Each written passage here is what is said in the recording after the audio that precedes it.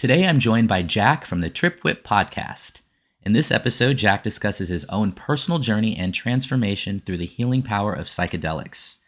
We explore the psychedelic realm, discuss what to do when you're faced with a bad trip, and I share the biggest blessing of my life. We had a great chat, and I hope you enjoy it. Here's Jack. Welcome, Jack. Thank you for being here. Thank you, David. It is an honor. I love your channel, man. I found it like a few years ago. I started having these mystical experiences of my own, working with plant medicine, and like, oh yes, other people have had these experiences. This is awesome. I'm really glad you like the channel. Thank you.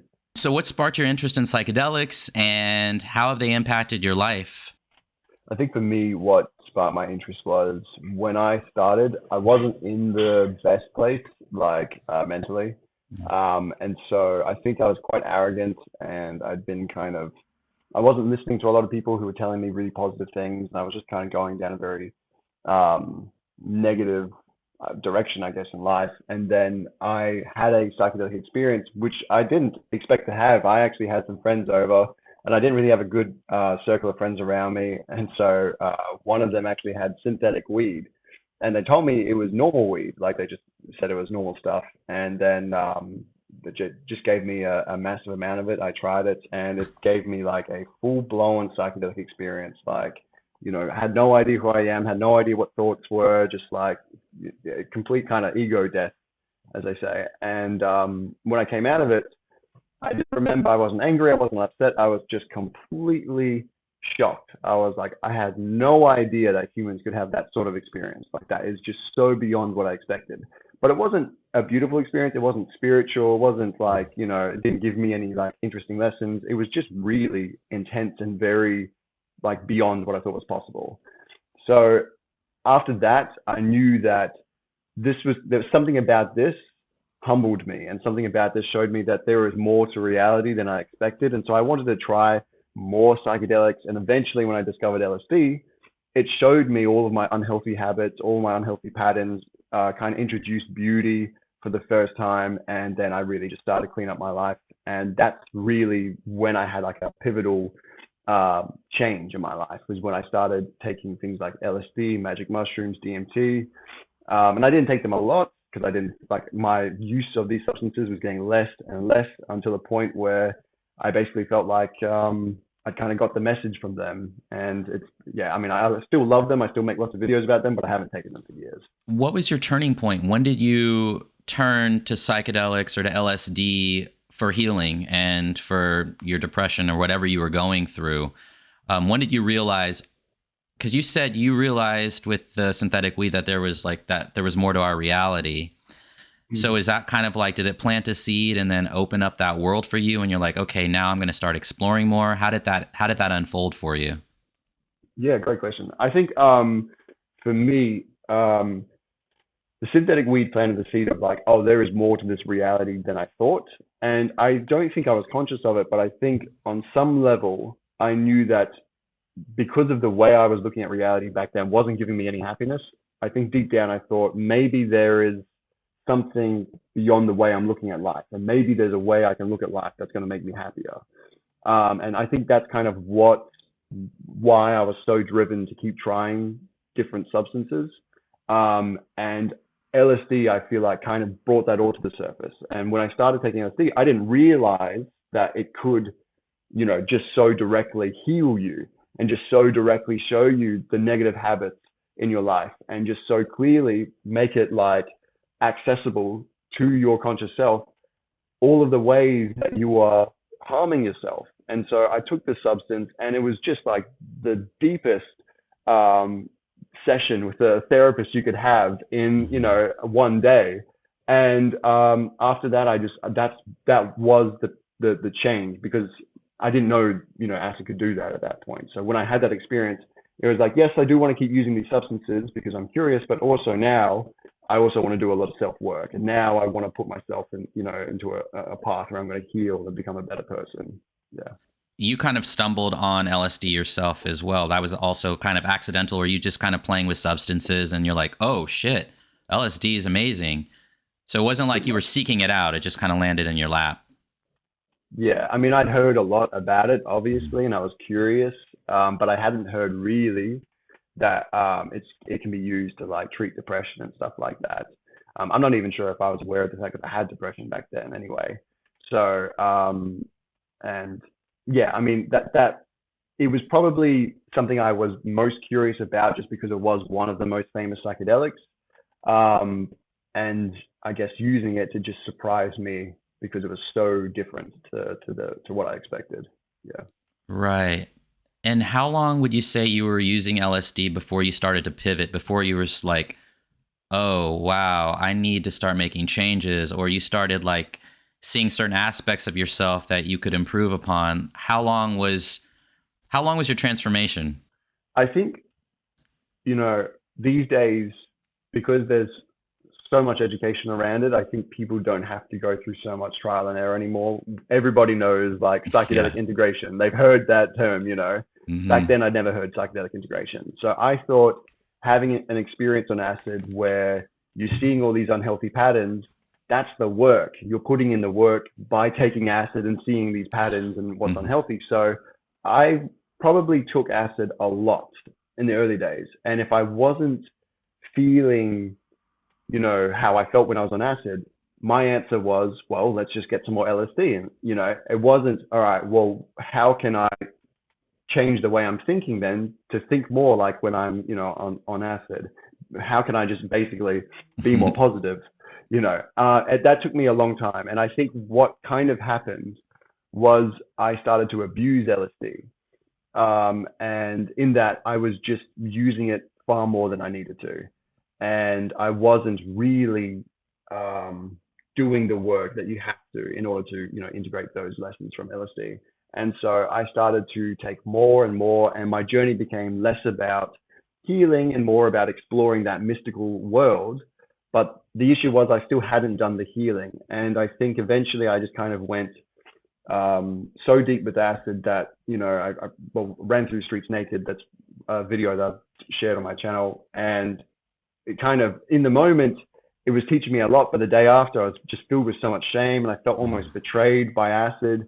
But it gave me that moment that I needed where I reflected and said, how have I basically come here? Like, what's led me here? Hmm. And at that point, that was the moment where I'd gotten all these lessons from acid. I really trusted the messages that I received from them. And I said, I was just honest with myself. And I said, that's just not who I'm being in reality. And so I kind of just started putting conditions on myself. Okay, well, you can't trip again until you've achieved this and this and this, and then eventually I just didn't really want to trip anymore because that's, I was finally doing the work. So I didn't need to hear the lessons as much. Yeah. But so to answer your question, sorry, that's a really long answer. To answer your question, it probably took me like a good year of using LSD before I feel like I'd really changed the way that I was thinking from kind of being self-destructive to really wanting to better myself and better other people. Dude, that's so amazing. It's so amazing that LSD can do that for somebody. I know, Like it's I wild. know. This It's wild medicine, stuff. this medicine is so powerful, so intense, and like you said, it can be abused. You can misuse it, right? You can do it and party and have a good time, but if you're not integrating the work, it's just a trip. That's all it is. Yeah, yeah, And absolutely. also, if you don't use it correctly, you can go down a very bad road with it. And it can be very scary and terrifying, especially if you have a history of mental illness. Mm. These are not substances to be playing with, but they No. are so, so healing. Do you think it's like um, the deeper you go, the more healing occurs? Because like, what's the difference, would you say, with like acid, which obviously isn't going to throw you in as deep as something like DMT or ayahuasca? Like, do you think, obviously you've tried ayahuasca, I haven't. Do you feel like you need to use ayahuasca less in order to kind of get those same messages? Like, what do you feel? Yeah. So at the beginning, I was wanting to do ayahuasca more often than I do it now. And I think a lot of it was me and the medicine kind of working with each other to like the medicine was getting to know me, and I was getting to know the medicine and like understand how it is. But it's different with ayahuasca because you're in ceremony. It's in a ceremonial types. In a ceremony, so you're not like doing this at home with your friends. There's a facilitator, there's a shaman, and they take really good care of you. And it's got a beginning, middle, and end. So there's that aspect to it. But a lot of people do become addicted to going to ceremony as well because they're chasing the high. They're chasing. It's more of like it can be an escape for a lot of people. They go and they're not integrating the work. They're communing with the divine, or they're chasing these like amazing experiences that you have while you're in ceremony. But then you go out into the world and you're still an asshole because you're not taking your lessons or your spankings or whatever you get from these experiences and applying them to your life. And that's why integration is so important. And so, yes, I have found that my ceremonies are getting further and further apart. I don't find like I crave them or need them that often, but I do miss them. Like I really do. Like I would like to be going at least once a month if I could to an ayahuasca ceremony just for maintenance, And I love the space. I love the music and the way that you feel held while you're in ceremony. It's just such a special place to be. And ayahuasca is, man, it's such a beautiful medicine. It's so different from the others, but it's also very similar. And it's also different, even though DMT is the active ingredient in ayahuasca, the experience is like, it's a lot longer, obviously, than if you're just like smoking DMT. It's kind of like DMT will like kind of like flash you something really fast. And it's like, whoa, what just happened? And ayahuasca kind of like opens the door and lets you in. And it's like, okay, here's this, this, and this. And then kind of like gently like lands the plane, closes the door, and then you're done. And don't get me wrong, it can be rough. It could be tough. It could be very difficult for a lot of people. For me, I've had a few ceremonies where I've felt annoyed more than like having rough ceremonies where I'm just like struggling with my whatever's going on in my life or the world. Because a lot of people they'll just struggle with it, or it'll be a tough experience. There's a lot of like death and rebirth with ayahuasca.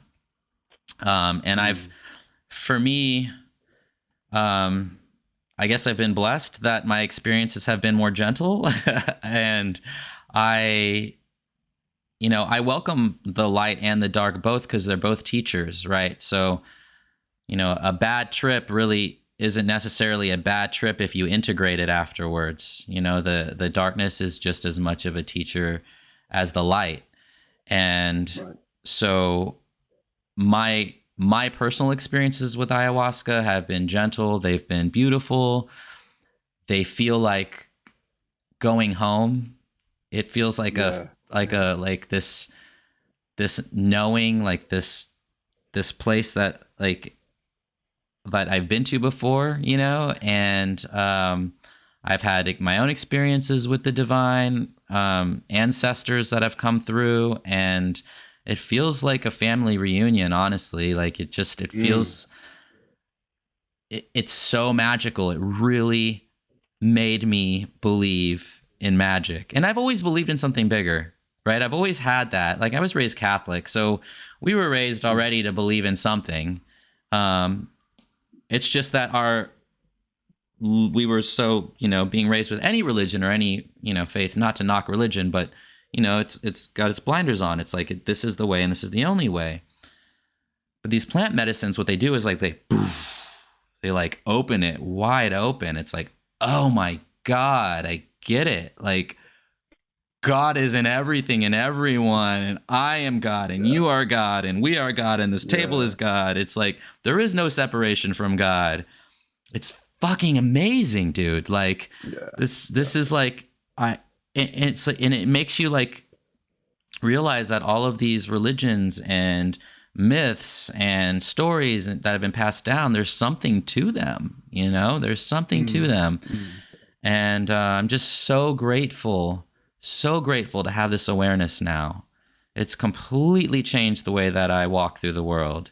And I'm so grateful for it. And I can tell that, like, just the way that you speak, that you've been changed. And this is the stuff that really excites me, man. I really love this stuff. I really, really do. And yeah, I'm happy to like talk to somebody else who's had these experiences before. Well, it's a shame. I've never tried ayahuasca, but that's the remarkable thing is that they sound so similar. Like the Mm-hmm. places that DMT takes you, the place that acid takes you to. I'm sure mushrooms would get you there as well.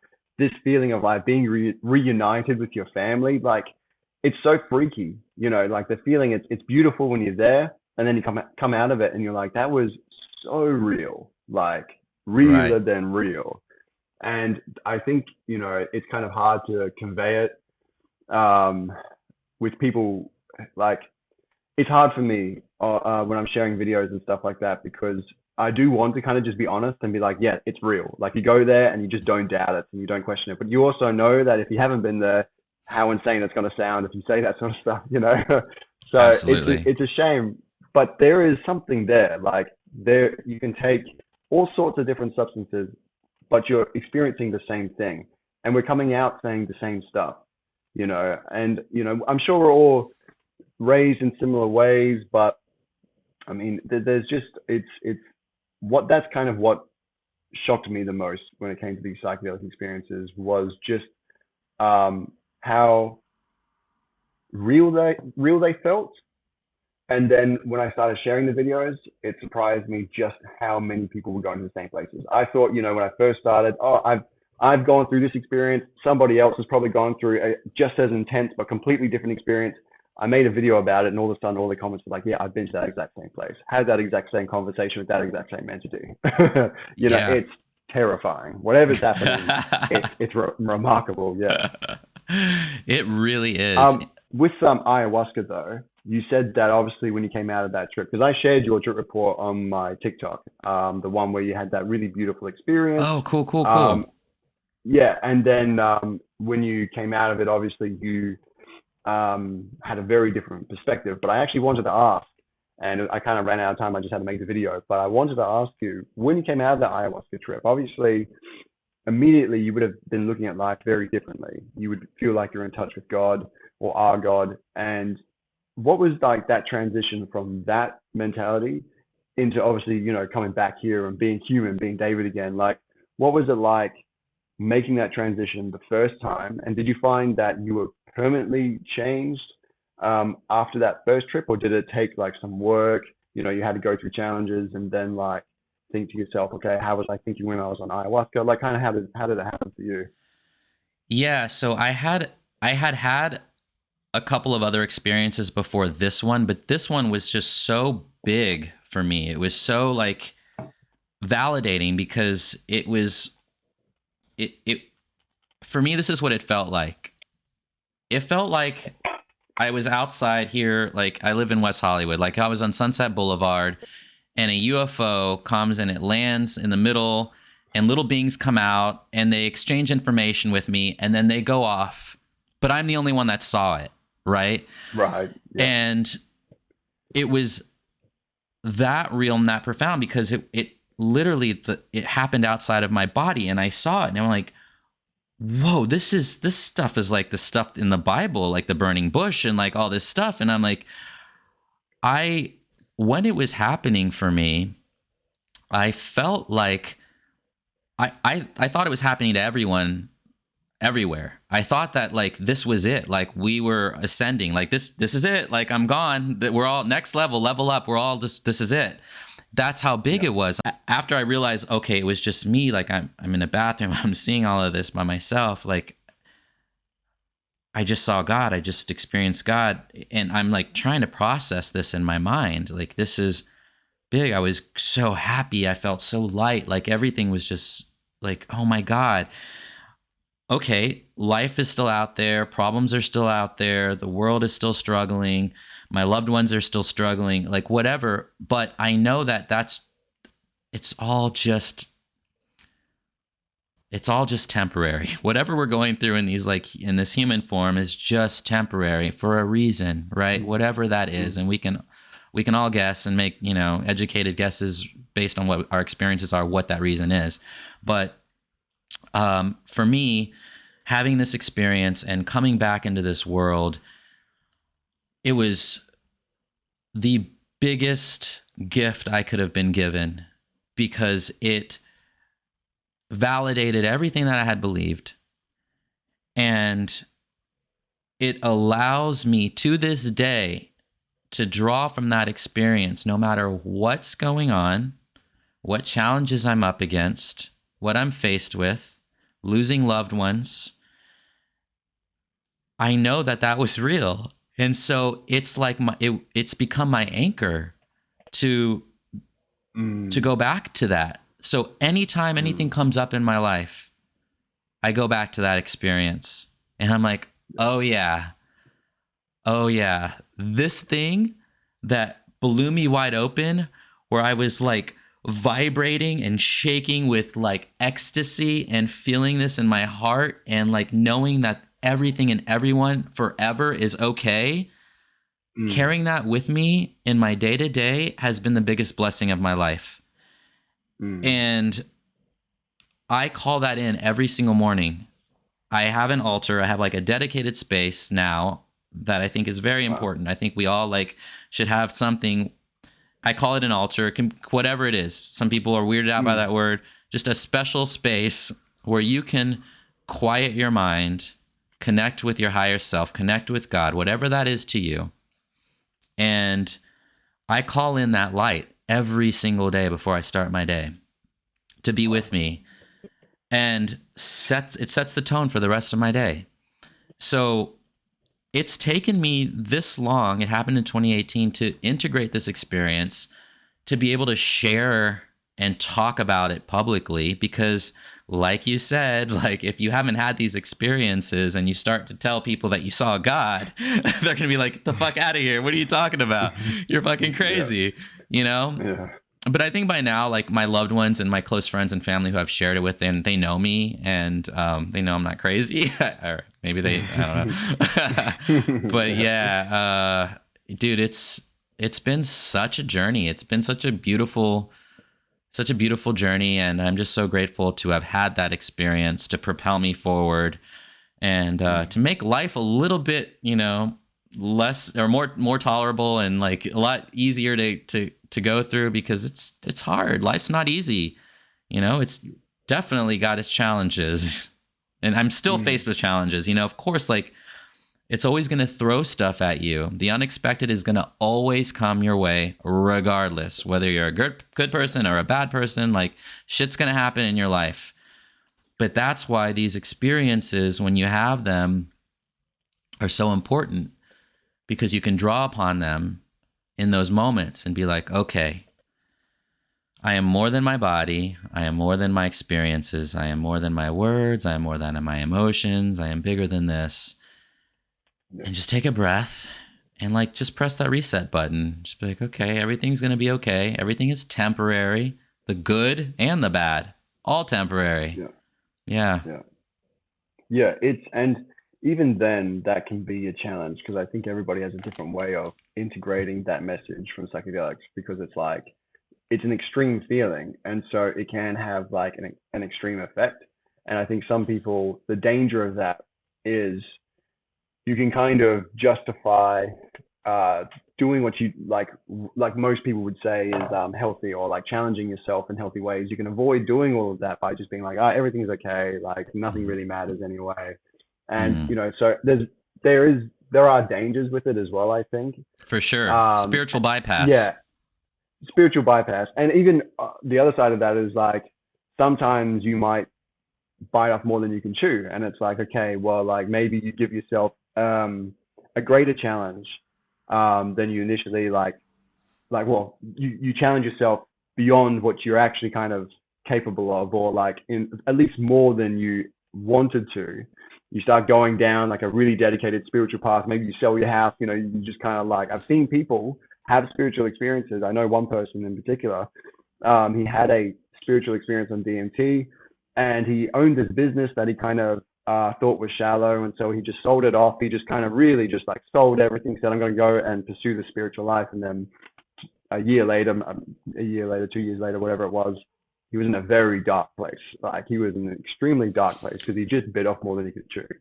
Well, he So didn't integrate the work. That's the problem, is like he was still flying high from his experience and he didn't give it time. That's why we should never make any rash decisions right after a ceremony or an experience, because you're not going to live in that space, in that exact space forever. You have to like let it settle in your own day to day, figure out how it lands in your system, and then make your decision from that place. But sorry, I didn't mean to cut 100%. You off. No. I agree. I 100% agree. And I think that's what we're learning right now as humans using psychedelics is that we still have to respect ourselves as humans. And, you know, we have flaws and all the rest of it. And probably a lot of us just want to be in that psychedelic space permanently, but we can't. And we need to respect the fact that we can't. We need to respect who we are and our limitations. I remember once having a trip on acid and feeling so much love.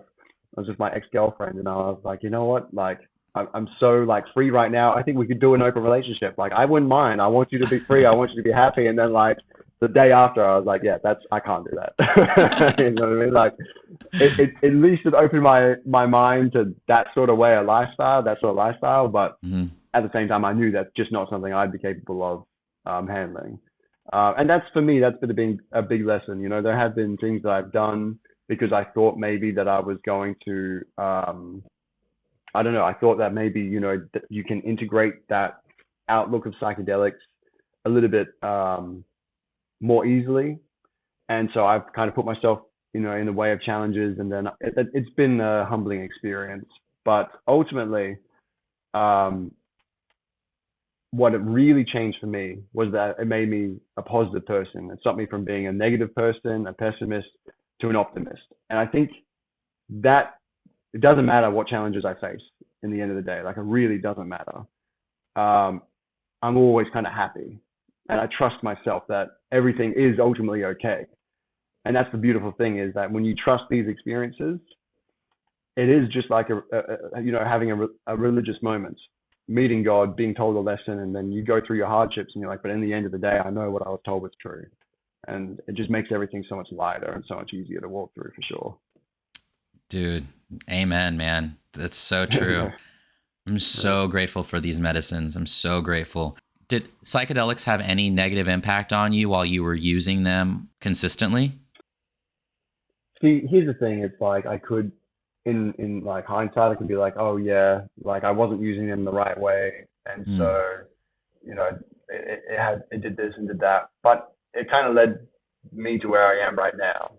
And you know, if I didn't do exactly what I did back then I wouldn't be where I am right now, and I love where I am right now. So like there wasn't anything back in those days other than the synthetic weed trips that I ever felt like was a dark experience. There was never an experience I had that left me in a worse headspace after the trip.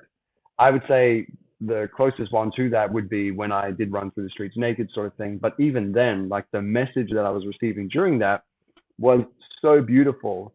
Again, it's that, you know, when you're receiving a beautiful message, you got to remember to try and integrate that with your kind of reality and calm yourself and keep yourself calm. But, you know, sure, the day after, the week after, I was really down because I was embarrassed, but a few months go by and I'm integrating that lesson and my life's changing for the better. So no, I wouldn't really say there was any real negative side effects from psychedelics. I never felt like I was addicted to them in that, like, you know, like I'm really craving them if I'm not on them.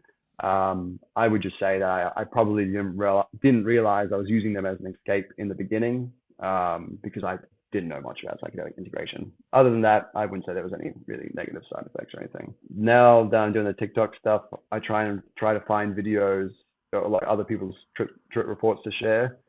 And there have been experiences of people who, I think the main issue that comes up is when you are showing something on psychedelics and you don't want to integrate it, where you're showing, you know, you meet the family, you're welcomed back, but what does that mean? Does that mean that this life you're living right now isn't as real as you thought it was? You know, maybe you're somebody who's acquired a lot of wealth that's really important to you. You're very proud of that. And then you go to this place where everybody's kind of equal and you don't want to integrate that lesson. I think that's happened to a few people where they've seen something that's kind of freaked them out a little bit, that's challenged their reality when they haven't wanted to challenge their reality. And they tend to struggle quite a lot. And often also, if psychedelics give you a half impression of the experience, I feel like sometimes they translate these really deep messages with very like abstract scenarios, or not even abstract scenarios, just strange scenarios. My latest trip report I shared, somebody took 5 grams of magic mushrooms, meditated in silent darkness, and then they literally woke up in a hospital room, and all of a sudden, like, yeah, their family's around them, and the family is telling him, yeah, you've been in a coma your whole life, and you've just woken up for the first time, or for the second time, because we've given you this drug that can wake you up temporarily. And also, that life you were living is imaginary. That life that you were living inside your head, that's completely imagined. And then they start feeling all the love and the welcome, you know, they get welcomed back. They're told that they are everybody, that they are God. They get that, you know, insanely real message, but it's mixed in with, hey, I've been in a coma my whole life. And then, you know, that he's told, well, you're about to fall back asleep. You're about to return. We'll see you again eventually. And so he falls asleep and he wakes up back in his body. But this person who had this trip was smart enough in that moment of tripping, or at least with it enough to actually say to himself, I'm not in a coma. Like, I recognize that right now I haven't just woken up in a coma. I've kind of just gotten in touch with my higher self. And the mushroom is helping me understand that getting in touch with my higher self is very similar to waking up from a coma and realizing I'm not who I thought I was. And so after he actually woke up in his body, he then went back, you know, meditated, and he went into a very similar scenario where he removed a VR headset. And it turns out his whole life was, you know, just in VR, and he's got people around him saying, how was it? How crazy it was. So the mushrooms were showing him all these sort of scenarios to try and help him understand a very deep concept. But of course, you can imagine a lot of people would have this experience, you know, waking up in hospital, you've been in a coma your whole life. And then when they return into their body, they'd be terrified. If they haven't been able to say, okay, maybe this wasn't literal, they're going to be left very disturbed, you know? That's true. That's a good point. And then I also wonder if the mushrooms only, well, maybe not. I'm just saying maybe that experience was unique to him or shown to him for a reason, because they knew he could handle it. They knew that he could. Well, they knew that he could integrate that. It was designed specifically for his experience. People could not understand what they're experiencing, and that is why when you do these mushrooms or any psychedelic, you really need to know what you're doing, and also setting your intention. It's really, really, really important before you work with these medicines to set your intention. And what do I want from this experience? What do I want to learn from this experience? And then, if you're going through something difficult, what I find, if you're going through a challenging moment, is to ask the medicine, okay, what are you trying to show me? What are you trying to show me in this moment, right? And rather than resisting, just allowing, like just kind of give into it, give into the whatever is coming up that you might be scared of. And just allow. I think a lot of resistance is where we feel the fear. If you just allow it to come to fruition, that's where the gold is. It's on the other side of that, on the other side of that fear. And you can always, like, I feel like all the lessons that make that we apply to psychedelic trips, to have good psychedelic trips, always apply to reality as well. I think that was one of the main things, that it wasn't just the lessons that psychedelics were teaching me. It was like, when I showed myself that I was kind of capable of like a stronger mentality than I expected, because I, you know, for this one day, I would always tell myself, no matter what comes up, you're going to be positive, and challenges would come up, but then it would just be like, all right, just let go, allow it. And then like you go into normal reality, and the challenges you get are nowhere near as, you know, intense or severe or anything like that. So it's funny how like we know how to let go and not resist psychedelic trips, and then we forget that we can actually apply those same like principles to life. Mm-hmm. But Yep. they're 100% one of the same. It's like that's part of the integration process. I feel is integrating how you handle your psychedelic trips into reality. 100%. That was a big factor that improved me. Yeah. You took a year off of psychedelics, right? Or do you take more? I've probably taken more. Like, um, I I think I've microdosed acid, yeah, at least acid within the last year, or about a year ago. But besides that, I haven't had like a trip for quite a while. Have you learned anything different in that time? I think it's just allowed me to, well, one, it's definitely shown me that like the changes are long lasting. You know what I mean? I think there are the challenge with not visiting it as frequently. You're obviously not reminded of that space as much, and that does make it a little bit more challenging to kind of return to that place whenever you meet like daily struggles. But no, absolutely. Like I've never changed from being a positive person. I've never felt like those experiences were less real. They've always worked as like a reminder of how I should be living my life. And I think if anything, I'd say the main thing that I've learned from these last couple of years is that, yeah, no, like this is something that's probably permanently changed me, and definitely for the better, for sure. I'd love to hear it. Yeah, yeah, Dude, let's talk machine elves. Let's go deep. sure. Um, why don't you explain machine elves for those who haven't heard of machine elves? What are they, and what's your experience with them? For me, the machine elves were basically like, you know how before you said when you took ayahuasca, it felt like you were returning to the family. That family is kind of like the machine elves for me. So they are these entities that um, always had a beautiful and loving message, and they seem to be like almost like the angels in the Bible. That's like the thing I could Mm, probably equate them to, because it's like the deepest place you get to is like God. Like I remember taking DMT, and like you get a sense of God, and it's like it's everything. Like it's absolutely everything, and absolutely everything is nothing. So it's just like it's it's insane. yeah. And so like everything is kind of like made up in that space. Like that's the root of everything. And then I feel like these machine elves are constantly trying to remind me of that God space. They're always taking me back to that God space. Um, but yeah, it's been a while since I've met the machine elves, so I'm just trying to remember. But they kind of feel like your higher self. If I had to put it another way, they also always feel like who you truly are. Because when I had my acid trip where I was running through the streets naked, I remember a big part of that was everybody was kind of like turning into a machine elf, and they were saying like, great work, you've made it into the space where you've completely let go of like your attachment to your physical surroundings, and you're realizing that you can just feel good no matter what.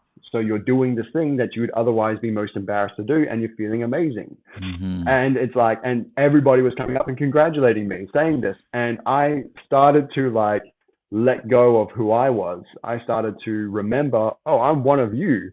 Like I'm just, I'm right now, I'm in this body as Jack, but my true self is actually one of you guys. Like, and we all started to laugh and joke about the fact that eventually after this trip, I would forget this whole experience and just return to who I was.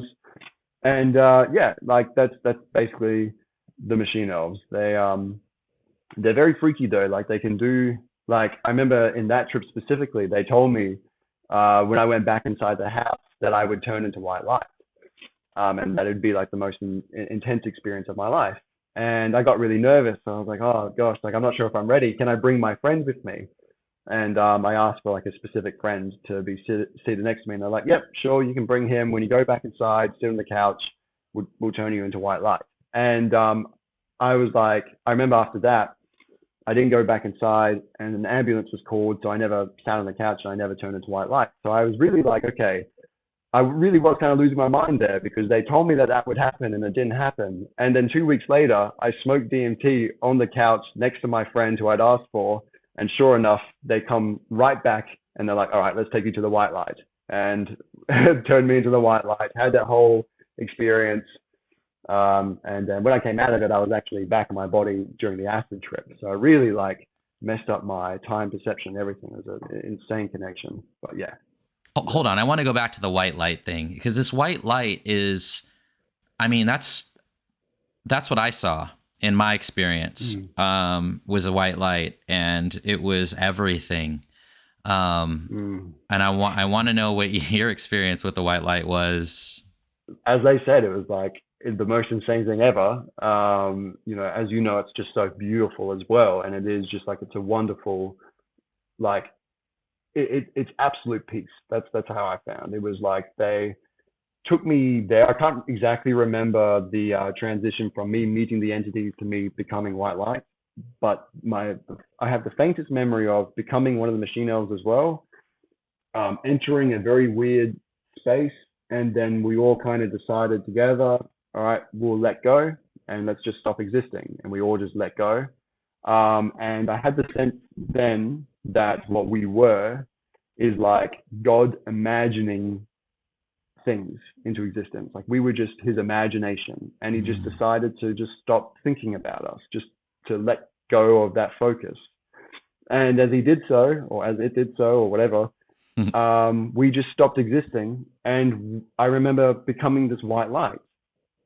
And the white light was beyond time.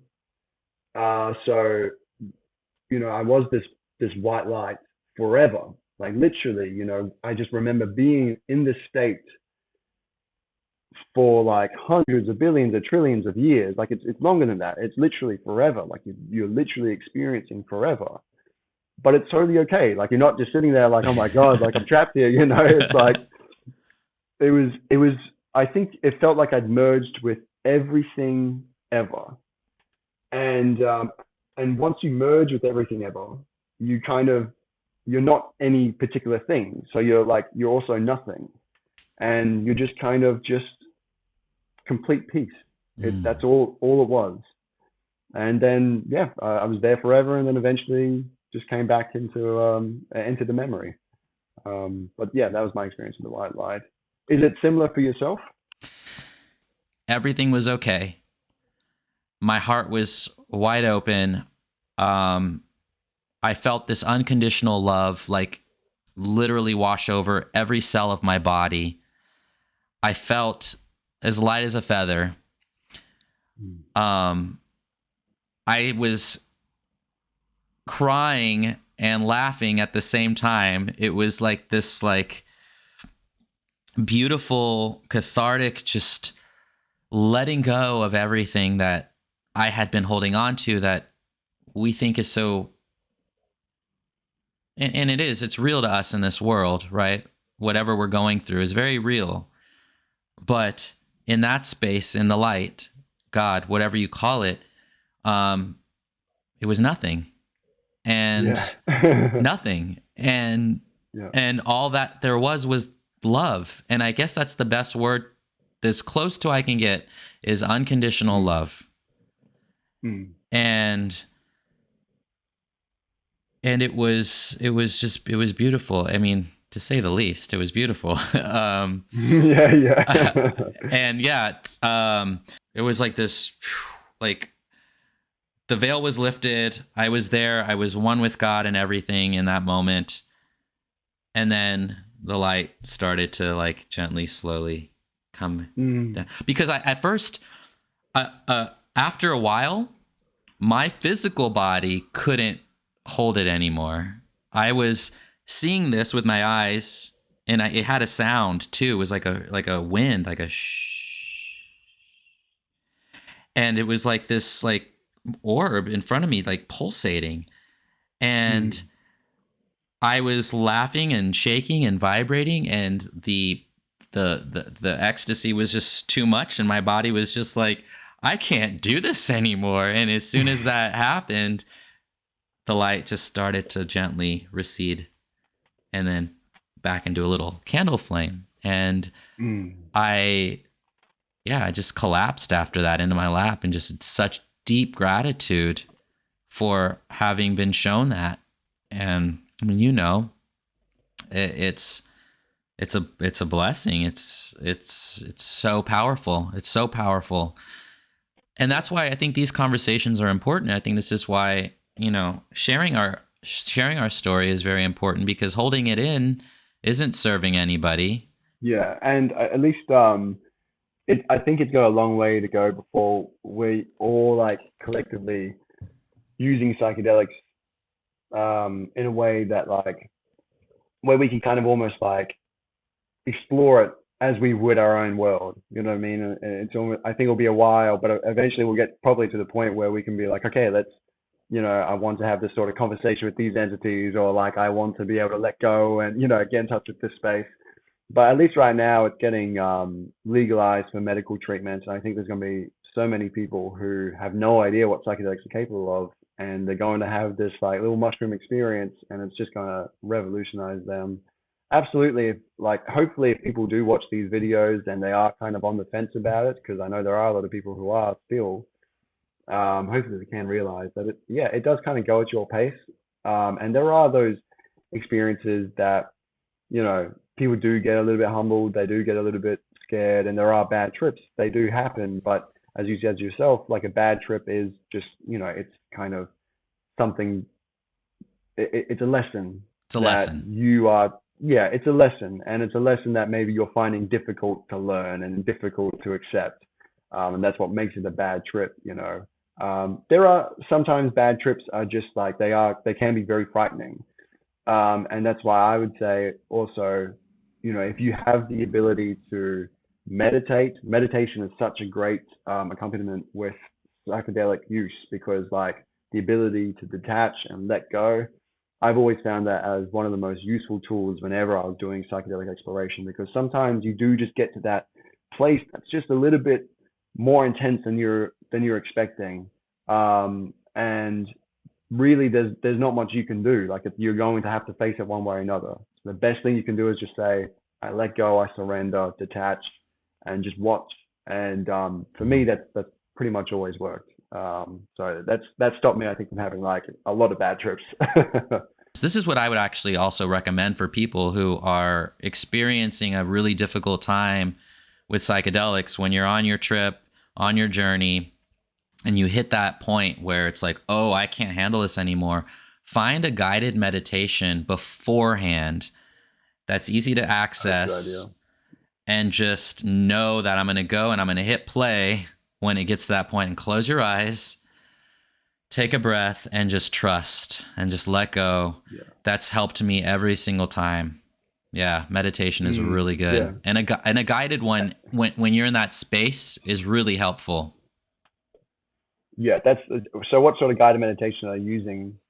Like, is it like like relaxation sort of meditation, or like It de- what sort of guided meditation? I feel like whatever resonates with you and your spiritual landscape. For me, I found one by Marianne Williamson that I loved. I wish I could find it, and I don't know what it was, but it was so good. Mm, And she just like calls in the light and just like kind of just reminds you of your own divinity. And it's just mm, beautiful, right? that'd be awesome. Oh my Yeah. God, it was so good. I'm like, and then just like the echoes in the room, I'm like, like it felt just so good. I'm like, ah, so good. Yeah, I think just having that reminder, and if you have a certain religion, if it's Jesus for you, Mm, find like a meditation on Jesus or Mary, or whatever your religion is. Or if you're mm, not spiritual, find like just a good guided meditation that like walks you, down a path of nature. Like, there's so many good ones.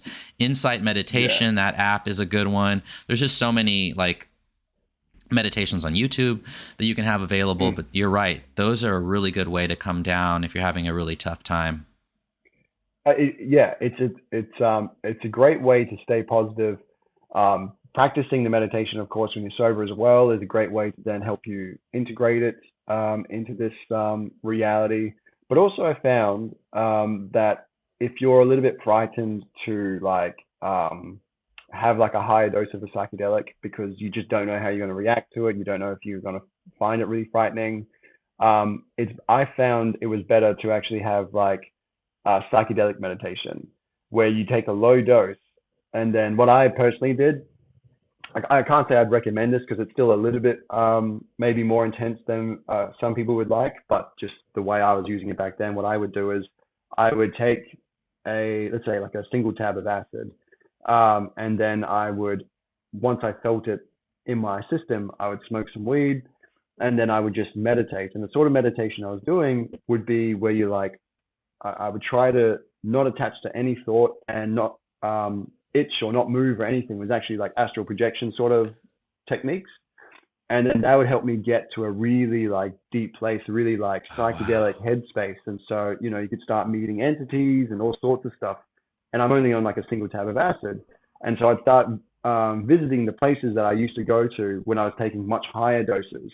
But if it got too intense for me, or if it like, let's say, I don't know, if I just felt like there were people downstairs and I can't allow myself to go too much deeper, it was okay because I could just open my eyes, turn the light on, and things were still a little bit trippier, but nowhere near as trippy as if I just taken, you know, 3 tabs of acid, you know, and I'm nowhere near as committed to that experience. So for me, for people who are curious about visiting these spaces, obviously I can't recommend doing anything illegal, but I would say in time, that's probably going to be the process that people take, is like have a smaller dose, meditate, and learn how to kind of get there yourself with the help of psychedelics. Yeah. I've come across several entities in different forms. There's like mischievous ones that are like really playful, and I've found those with mushrooms. And then there's like the enlightened, beautiful beings of light, ancient wisdom that comes in as well. And it's really interesting because they're so distinct. Like you can tell the difference between both of those. And I was wondering if you've ever had if you've noticed the difference between the entities, the mischievous ones versus the loving ones. Yeah, this is a hard one to answer, to be honest, because I've experienced a very dark entity before, once, and I wouldn't even say I've experienced. I would say I've seen the jesters, or what people call the jesters, sort of thing. Same. Yeah, and they seemed a little bit mischievous. They seemed like I wasn't sure of what their intentions were. The dark entity was clearly dark. Its energy, its vibe, its feeling was just so clearly different to like the machine elves, the entities made of light. And the dark entity kind of manifested it was while I was meditating, and I got to this place where I just remember hearing my own thoughts, and it was like, do you want to see black magic?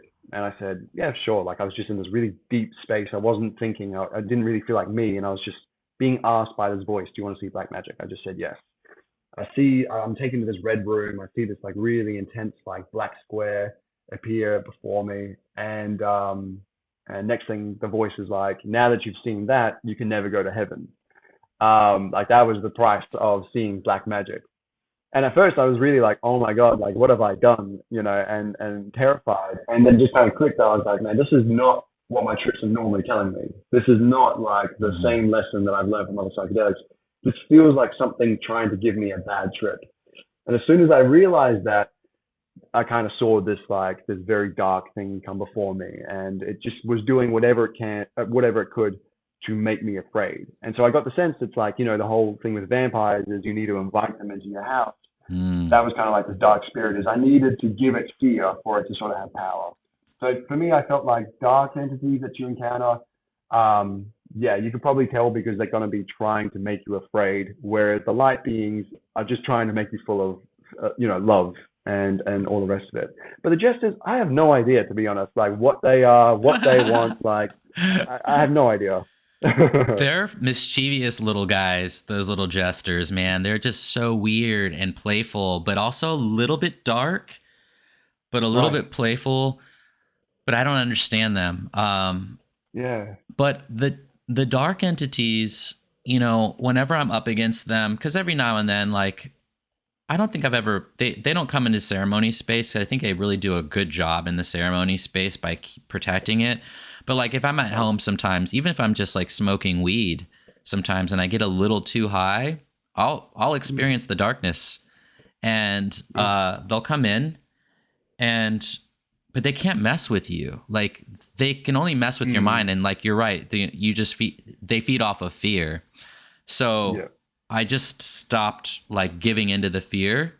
And what I'll do Right. is I'll Yeah. just blast light. So if you like just imagine like light coming in into your crown chakra, and just like a flashlight, just like illuminate light out, and just like Yeah. blasting light out, like it it works every time for me. Just Wicked. yeah, gets rid of the darkness, and they'll try to come back, and whatever they but like they can't fuck with you. Like it's just a game for them. Or they want to fuck with you, but they can't.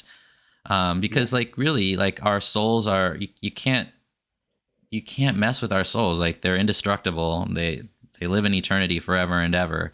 But you can Mm. fuck with the human mind for sure. So if you allow them Mm. into your mind, then yeah, that's another thing. It's another story. Definitely. And again, it's kind of like that thing where it's like, um, a psychedelic experience, how you handle psychedelic experiences can absolutely, you know, be used for reality, because in the same way that these dark entities only have as much power as you give them, it's kind of the same as your own doubts. It's kind of the same as your own like negative thoughts towards yourself, all of your own fears about Mm. whatever you're facing in reality. Like absolutely, these same things can be applied. And I sometimes wonder if these like dark entities, like they do feel pretty evil, to be honest. So like I'd say they probably are like Mhm. evil, whatever they are. But like it definitely seems like you can learn from them as well, the way that we handle them, the way we interact with them. Like I have heard some people say that when they meet dark entities, or if they go into like a dark space in a trip, they'll actually ask,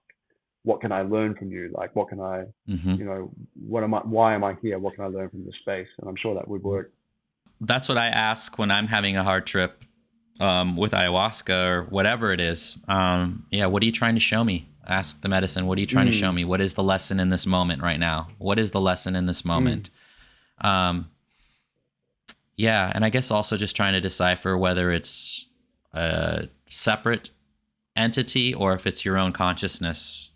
But I think asking the question is a good way to start and to help you like move forward. Because Wait, do you mean like if you're seeing an entity, would you ask, "Is this my own consciousness, or is this a separate entity?"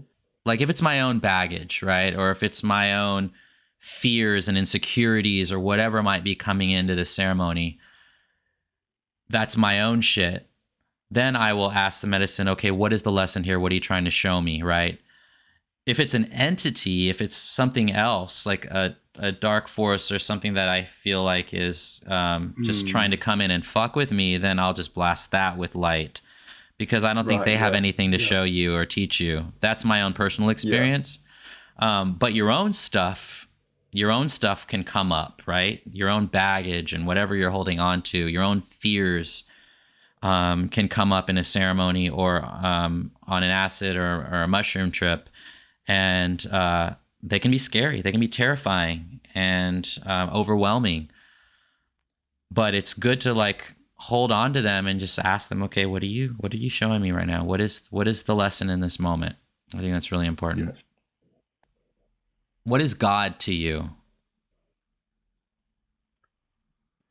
I think for me, the I would say the closest I can get to God, that as we experience it in the trips, is it's good.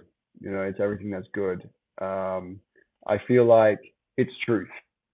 That's what God feels like to me. I feel like to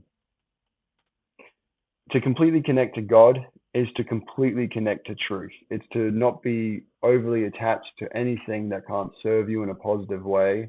And it's this fulfillment and peace that really is the true nature of every person deep down. And I feel like in this reality, in order to understand ourselves, in order to understand who we are, we've somewhat like separated ourselves from our true nature.